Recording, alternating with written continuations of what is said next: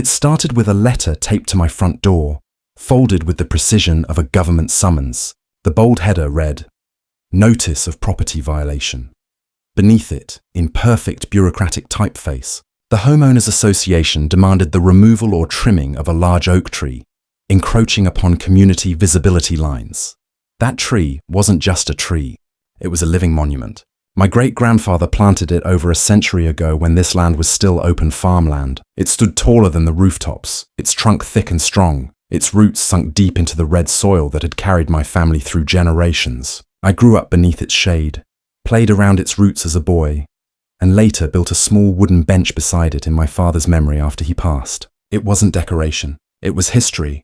When I read that notice, I almost laughed. How could anyone consider cutting down something that had stood long before the HOA existed? But the laughter didn't last. The next morning, I saw a man in an HOA vest taking photos of the tree with a tablet, jotting notes like he was surveying a crime scene. I walked outside, coffee in hand, and asked, "Can I help you?" He looked up, professional but distant. "Routine property check. We've had complaints about this tree obstructing the sidewalk view." I frowned. "Sidewalk view? The sidewalk ends 5 yards before the roots even start." He shrugged. "Take it up with the board, sir." I did. That same evening, I went to the HOA meeting. A small room filled with the usual mix. Neighbours pretending to care about community standards. Karen Mitchell, the HOA president, leading the charge with her sharp smile and sharper tone. Karen was the kind of woman who believed order equaled virtue. Her hair was perfect, her notes colour-coded, and her sense of empathy non-existent. When my name was called, I stood up and said, "You're asking me to cut down a 100-year-old oak because someone thinks it's ugly." Karen didn't even flinch. "We're not asking you to remove it, Mr. Lawson. We're notifying you that it violates HOA visibility regulations and could pose a safety hazard in storm conditions." "Safety hazard," I replied, trying not to raise my voice. "That tree survived a century of storms. It's stronger than every one of us in this room." Karen smiled politely, the kind of smile that said she'd already made her decision long before I spoke. "Mr. Lawson, the board has to maintain consistency. You're welcome to appeal within 30 days, but the notice stands." I looked around the room. Some of my neighbours looked uncomfortable. Others avoided eye contact entirely. It wasn't their fight. I was alone in that room. When the meeting ended, Karen leaned toward me as people began to file out. "Between us," she said softly, "you'll save yourself a lot of trouble by just removing it. We're only trying to maintain community standards." I stared at her for a long moment. "That tree is this community's history," I said. "You're not maintaining it. You're erasing it." Her expression didn't change. "We'll see," she said, gathering her papers. For the next few weeks, I thought maybe it would blow over. I filed the appeal, gathered documents showing the oak's roots were fully on my land, even included a copy of its heritage designation from the county office. Days passed without response. Then weeks. Every time I passed that tree, I ran my hand over its bark, feeling the grooves and ridges that time had carved. It had scars, marks from where my dad had hung the swing, where my daughter once painted her name on a low branch in blue chalk. Every inch of it held memory, and then, one morning, I found another letter. Same formatting, same bold print, but this one was different. It read, "Final notice of enforcement. Property maintenance action authorized if compliance not achieved within 7 days." At the bottom was Karen's signature. My chest tightened. I stood on the porch, the early light stretching over the lawn, touching the base of that massive oak. I remember whispering, they wouldn't dare, but deep down, I knew better. The morning it happened, I woke to the sound of machinery rumbling in the distance, a deep, mechanical growl that didn't belong in our quiet neighborhood. At first, I thought it might be construction down the street, maybe the city doing maintenance. But then came the high-pitched whine of chainsaws, sharp and vicious, slicing through the calm like sirens in the fog. My gut twisted. I threw on my jacket and stepped outside. The sound was coming from my yard. Through the thin morning mist, I saw 3 men in bright orange vests standing near the base of my oak tree. My oak tree. One of them was pulling a starter cord on a massive saw, while another uncoiled a rope around the trunk. My heart started pounding in my chest. I ran barefoot across the lawn, shouting, "Hey, what the hell do you think you're doing?" The men turned, startled, but before any of them could answer, I saw her, standing beside a white SUV with the HOA logo printed across the door. Karen Mitchell. the HOA president. She stood there like she owned the place, arms crossed, sunglasses perched on her head, sipping coffee as if she was supervising a landscaping project instead of orchestrating an execution. "Karen!" I yelled. "What is this?" She didn't flinch. "Good morning, Mr. Lawson," she said coolly. "We're addressing a violation of HOA Code 14B, unauthorized obstruction of communal sightline and hazard prevention." "Hazard prevention?" I snapped. "That tree isn't a hazard. It's over 100 years old, rooted 10 feet inside my property line." She smiled, that same polite, artificial smile that had infuriated me during the meeting. "The board voted unanimously for removal. You had 30 days to comply." "Comply?" I shouted. "You can't just come onto my land and destroy my property." Karen shrugged, her voice cold and legalistic. "Actually, under Section 8 of the HOA Charter, emergency maintenance is permitted in cases where potential damage to communal property exists." "You were notified." Notified. I felt the word burn in my chest. I had been notified by a threat, not a warning. I looked at the workers, who were clearly uncomfortable, glancing between us like they wanted to be anywhere else. One of them mumbled, "Ma'am, are you sure we should—" "Continue," Karen interrupted sharply. The roar of the chainsaw filled the air again. I stepped forward, standing between the man and the tree. "If you touch that trunk, I swear I'll—" "Sir," the worker said nervously, "please step back. We'll have to call the police." Karen tilted her head, mock sympathy dripping from her tone. "You're trespassing on HOA jurisdiction now, Thomas. Don't make this worse for yourself." I couldn't believe what I was hearing. Trespassing on my own lawn. My hands were shaking with fury. I wanted to rip that smug clipboard from her hands and throw it as far as I could. But instead I took out my phone. "Fine," I said. "You do this, and every second of it goes on record." Karen smiled faintly, clearly amused. "Film all you want. We're operating within our rights." I hit record. The chainsaw bit into the bark. The sound was gut-wrenching. It wasn't just a tree being cut. It was a living thing crying out. Chunks of bark flew through the air. Sap splattered across the workers' gloves. The smell of sawdust filled the yard, thick and sweet like blood in the air. The oak groaned. Its branches shuddered, and in a slow, terrible motion, one of its great limbs cracked and fell, crashing against the grass with a dull, final thud that echoed through the street. I shouted again, but the noise drowned me out. Neighbors peeked through their windows. Some even came outside, watching in silence, too afraid or too apathetic to interfere. And there stood Karen, clipboard in hand, making notes while my family's history was reduced to splinters. When the final cut came, the trunk split with a deafening crack. The tree leaned forward, the ropes pulled tight, and then it fell. A thunderous crash that shook the ground beneath my feet. The sound of something ancient and sacred dying. I didn't speak. I just filmed. Karen nodded to the workers, satisfied, and turned to leave. "All done," she said lightly, as if she'd just trimmed a hedge. "The board will send you the invoice for the cleanup." I stared at her, my voice low and steady. "You have no idea what you've just done." She smiled one last time. "Mr. Lawson, it's just a tree." She walked away. The SUV door slammed, and soon the sound of her tires faded down the street. I stood there long after they were gone, surrounded by silence and ruin. The bench my father built was covered in sawdust. The plaque dedicated to my mother was bent, half buried under a fallen branch. I sank to my knees beside the stump, my hands pressing against the raw wood, feeling the rough, torn edges of its heart. That night, I didn't sleep. I sat at my desk, surrounded by old family photos, birthday parties beneath the oak, my daughter on the swing, my parents smiling in its shade. I looked through the county archives, searching for what I already knew. At 1:47 a.m., I found it. The oak was registered as a heritage tree under city protection law. Cutting it down wasn't just immoral, it was illegal. I leaned back, staring at the glowing document on my laptop. The anger that had burned all day cooled into something sharper. Purpose.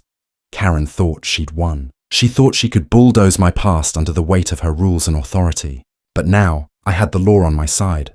And when I was done, she'd learn what it really meant to destroy something sacred.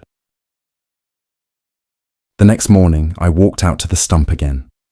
The air was heavy, almost still, like the whole neighborhood was holding its breath. Sunlight caught the sawdust still clinging to the grass. Birds had stopped landing where the branches used to be. It wasn't just silence, it was absence. I touched the stump again, tracing its rings, Each one a story, a year of life, a memory that had outlived my parents, my childhood, my entire sense of home.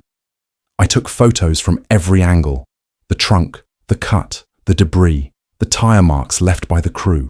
Then I opened my phone's gallery and watched the video I had filmed the day before.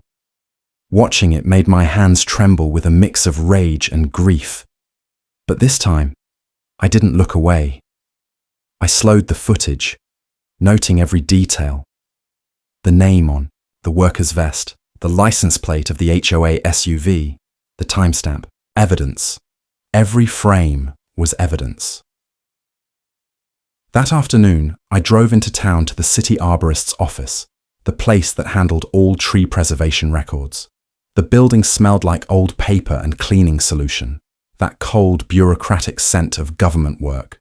The receptionist, a young woman in a green sweater, looked up from her desk as I walked in. "Hi," I said, trying to sound calm. "I need to check the registry for a heritage-protected oak tree located at 218 Birchwood Lane." She typed into her computer, her fingers clacking against the keyboard. After a few moments, she nodded. "Yes, that address is listed. Quercus alba, registered 1983, designated heritage oak due to age and ecological value." I felt my jaw tighten. "Can you print that?" She hesitated. "Usually we need a formal request." I pulled out my phone and showed her the photo of the stump. "It's gone," I said quietly. "The HOA cut it down yesterday." Her expression changed immediately. Shock, then disbelief. "Oh my God," she whispered. "They can't do that. That's protected property under City Ordinance 472. "I know," I said. "Can I get a certified copy of that registration?" Within minutes, she handed me the printed form, stamped and signed. The seal of the city of Millbrook glistened faintly under the office lights. That single sheet of paper was more powerful than any HOA rulebook. Before I left, she gave me another document, a city contact sheet. "You'll want to call the Environmental Compliance Department. This is a serious violation." By 2 p.m., I was sitting in my truck outside City Hall, scrolling through phone numbers. My hands were steady now. My anger had calcified into something colder, more precise. I called the number. "Environmental Compliance, Officer Ramirez speaking." "Officer, my name's Thomas Lawson," I said. "I'm reporting the unlawful removal of a protected oak tree on private property by the Millbrook Heights HOA." The officer's tone shifted immediately. "You said protected oak? That's a major offense. Who authorized the removal?" "HOA President Karen Mitchell," I said, "and I have video evidence of the entire act." "Good," he replied. "Don't touch the site any further. My team will be there first thing in the morning." I hung up and exhaled. For the first time since that awful morning, I felt something close to relief. Not peace, not yet, but control. That night, I set up motion cameras facing the stump and driveway, just in case the HOA tried anything else. I didn't trust them not to. I stayed up late again, compiling everything. Video footage, still photos, audio clips, timestamps, text records. Then I printed the HOA notice that had threatened me weeks ago. I highlighted the words, "Failure to comply will result in corrective action." They had written their own noose. The next morning, Officer Ramirez arrived with 2 city investigators. They examined the stump, took measurements, and collected wood samples. Ramirez, a middle-aged man with kind eyes but a sharp tone, shook his head as he inspected the cut. "This was clean work," he said. "Professional. Someone paid a licensed contractor to do this." He glanced up at me. "You said the HOA hired them." Karen Mitchell coordinated it. The crew wore vests labeled Green Vista Landscaping. "I have them on camera," Ramirez scribbled in his notepad. "We'll subpoena their records. Cutting down a heritage-protected tree without a permit is a felony-level environmental offense in this district. Minimum fine for the organization is $50,000. Maximum, well, depends on the damage." I almost smiled. "The damage is irreparable, officer." He nodded gravely. "We'll make sure the law agrees." 2 days later, a formal investigation was launched. The HOA received an official city citation, and Karen's pristine confidence began to crack. She called me that evening, her voice a shaky mixture of anger and panic. "Thomas, what the hell did you do? The city's threatening legal action against the entire board." I stayed silent for a beat. Then I said, "I told you that tree was protected. You didn't listen." "This is ridiculous," she snapped. "You're going to bankrupt the HOA." "Good," I said simply, and hung up. The next few weeks were a blur of hearings, paperwork, and statements. I provided every scrap of evidence I had. The city confirmed that the oak had been registered as protected under environmental code, and that its removal required a special permit from the county arborist. No such permit had ever been filed. When the news broke, the story spread across the local press. Homeowners heritage oak illegally cut by HOA, $250,000 fine possible.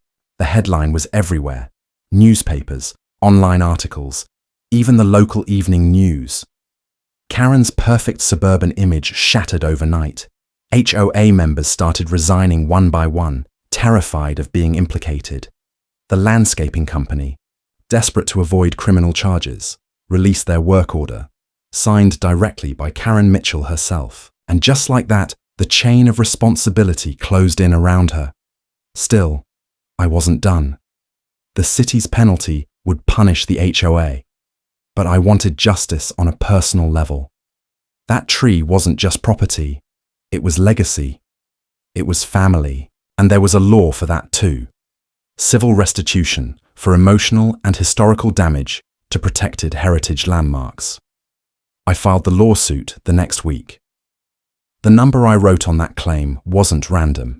It was $250,000, the appraised, environmental value of the oak, plus damages for emotional distress and unauthorized property destruction. Karen thought she could weaponize the rules against me. Now she was about to drown in them. As I left the courthouse that day, the autumn wind carried the faint smell of oak, not from my yard, but from somewhere distant, somewhere still alive. I looked up at the clouds and whispered, "We'll make it right, old friend." And deep down, I knew this was just the beginning of their reckoning.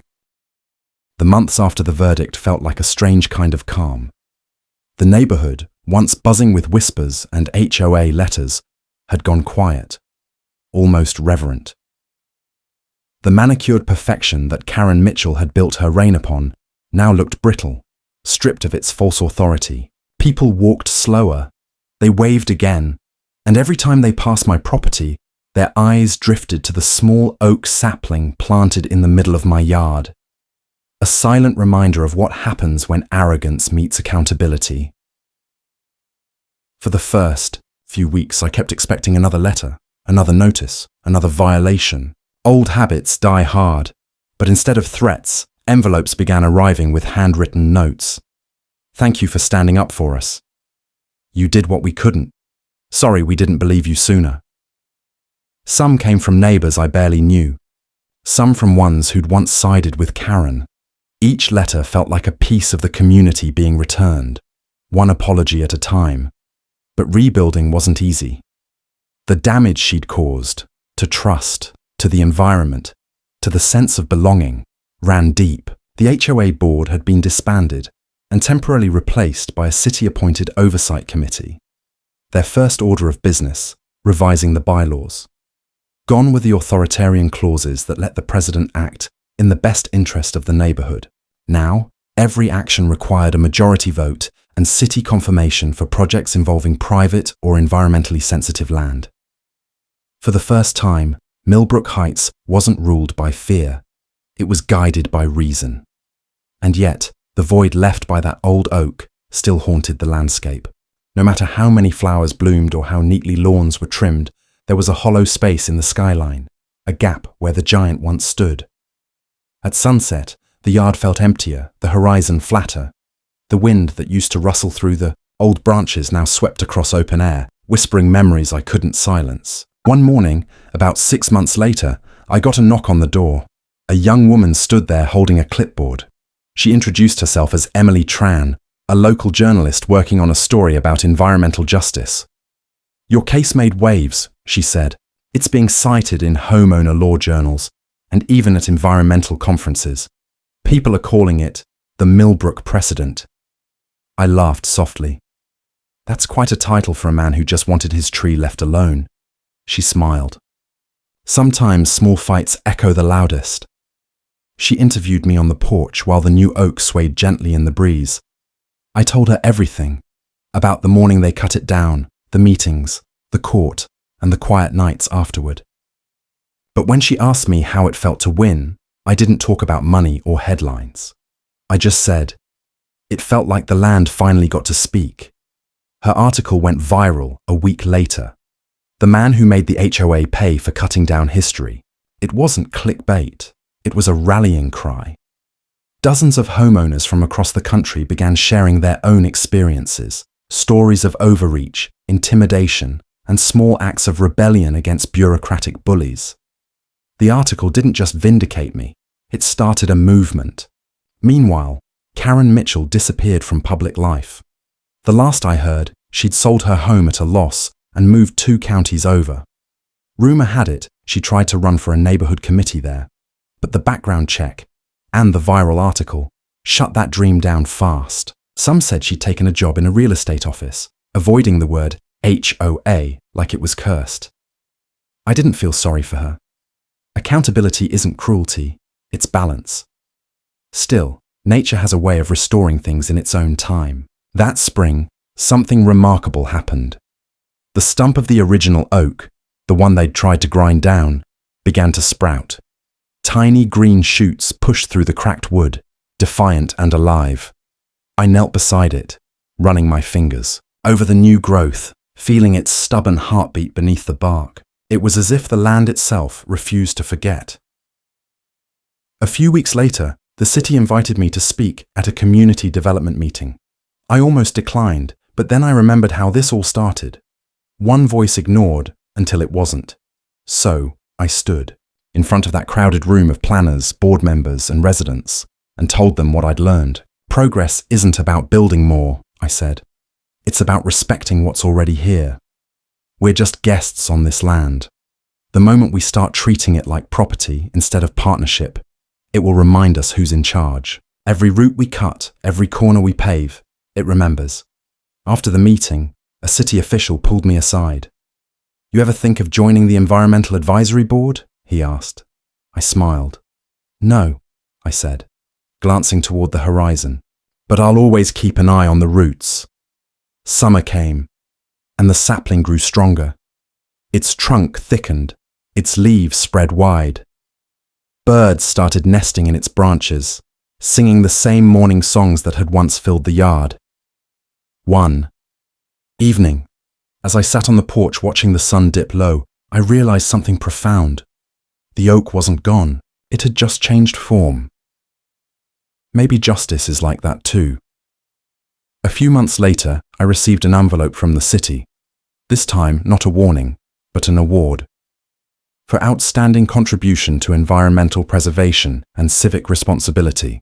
Inside was a small plaque engraved with my name.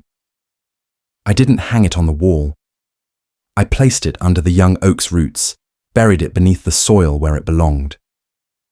That night, I poured a glass of whiskey and walked out into the yard. The moonlight filtered through the oak's leaves, casting shadows that almost looked like the branches of the one that came before. I raised my glass toward the stump, now glowing faintly with new life. To you, old friend, I whispered. They thought they could erase you, but they just planted the proof of what happens when you stand tall. A soft breeze moved through the leaves, almost like an answer. And just like that, the weight I'd carried since that morning, the fury, the grief, the endless what-ifs, finally lifted. The land had healed, so had I. Now, whenever new families move into Millbrook Heights, they walk past my property and see the young oak, already taller than the mailbox, its branches reaching toward the sky. Some of them stop to read the small sign the city installed beside it. This oak was planted in memory of the one that stood here for a century, cut down without reason, reborn through justice. Every time I see someone pause and read those words, I smile. because that's what justice should look like. Not vengeance, not destruction, but growth. And as the years pass, the oak keeps growing, stronger, wider, prouder. Its roots stretch deep into the same earth that once held its ancestor. And I know one day, long after I'm gone, someone else will sit beneath its shade, never knowing the war that was fought for it, but feeling the peace that came from it. And maybe, just maybe, that's how you know you've truly won. 10 years. It's strange how time moves. Slow when you're hurting, fast when you're healing. A decade has passed since the day the HOA cut down my oak, and since the day I made them pay. The neighborhood looks different now. The manicured perfection that once screamed control has softened into something more human. The lawns aren't flawless anymore, but they're alive. Kids play in front yards again. Dogs run free. And for the first time in a long time, the air smells like freedom, not fertilizer. The HOA never returned to its former glory. After the lawsuit, it was restructured into a community association, one that answers to the city and the residents, not a single self-appointed tyrant. The meetings are open now. There's laughter, debate, respect. I even attend sometimes, though mostly I just sit in the back, smiling quietly as others take the lead. The new oak, my oak, now towers higher than the rooftops. Its trunk is thick and strong, its branches stretching across half the yard. Every spring, children hang little wind chimes from its limbs, and in the summer, they build swings that creak gently in the warm air. The laughter that echoes through my yard is the same sound that used to fill this place before greed and arrogance tried to choke it. Nature always remembers, and it always restores. One afternoon, a familiar face appeared at my door. Emily Tran, the journalist who first told my story all those years ago. Her hair had streaks of silver now, but her smile hadn't changed. "I'm doing a follow-up," she said. "A decade later, how one man's fight reshaped an entire community," I chuckled. "That story's been told, hasn't it?" "Maybe," she replied, looking past me toward the oak swaying in the breeze. "But people forget that trees grow, and stories do too." We walked through the yard as she filmed. The light filtered through the leaves, painting gold patterns across the ground. She asked how life had changed since the lawsuit. I told her about the kids who come to climb the tree, the families who plant gardens now without fear of fines, the new HOA president, a quiet teacher named Linda, who makes sure every decision starts with a simple question. Is it good for the people who live here? Emily paused her camera and said softly, "Do you ever miss the old days?" Before all this, I looked up at the oak. "I miss the shade of the first one," I said, "but I wouldn't trade what came after. Some things have to fall for the roots to grow deeper." That night after she left, I sat beneath the tree again. The moonlight shimmered through its branches just like it used to with the old oak. But now there were fireflies too, hundreds of them, blinking gently like tiny stars fallen to earth. The air was warm, humming with life. In that quiet, I thought about Karen Mitchell. I never heard from her again after she left Millbrook Heights. Some said she moved to Florida. Others whispered she was writing a book about the dangers of modern property rights. I don't know what became of her. But sometimes, when I look at the oak, I hope she found her own peace too. Maybe in her own way, she learned that power means nothing without purpose. A few months later, the city held an anniversary event. A decade of renewal. They invited me to speak. I almost declined, but my wife convinced me. "You planted more than a tree," she said. "You planted change." So, I stood on the stage in front of a crowd, neighbors, reporters, even city officials, with the oak standing tall behind me. I looked out at them, feeling the breeze lift through my hair, and I spoke from the heart. 10 years ago, one mistake nearly destroyed this land, but that mistake became a lesson, one that still stands tall behind me. We learned that rules should protect, not punish, that nature isn't property, it's partnership, and that sometimes justice isn't about what you take away, it's about what you help grow back. The crowd stood in silence for a long moment before erupting in applause. I didn't feel pride or triumph, just peace, real, lasting peace. After the ceremony, a young boy came up to me holding a drawing. It was of the oak tree, tall and wide, with roots stretching deep underground. At the bottom, in a child's handwriting, he'd written, "Mr. Thomas's tree, the tree that stood up." I knelt down and asked, "Why that title?" He grinned. Because you stood up too. I laughed, but something inside me broke open. A warmth I hadn't felt in years. I thanked him, folded the drawing carefully, and slipped it into my pocket. It's still there, framed in my office, beside an old photograph of the original oak. Now, every morning, when the sun filters through those same branches, I make my coffee, sit on the porch, and listen. Sometimes, if the wind is just right, I swear I can still hear the echo of the old tree, creaking softly, like it's saying, "You did good, kid. You did good." And maybe that's all the closure I ever needed. The oak still grows, the neighborhood still thrives, and the scars of the past have become roots of strength. People come and go, houses change hands, but one thing remains, a towering reminder that no matter how powerful an HOA, a corporation, or a person thinks they are, the truth and the earth will always outlast them. Because you can cut down a tree, you can break its branches, but you can't stop what's meant to grow. And somewhere, deep in the soil of Millbrook Heights, the roots of justice still whisper their quiet, eternal vow. Never again.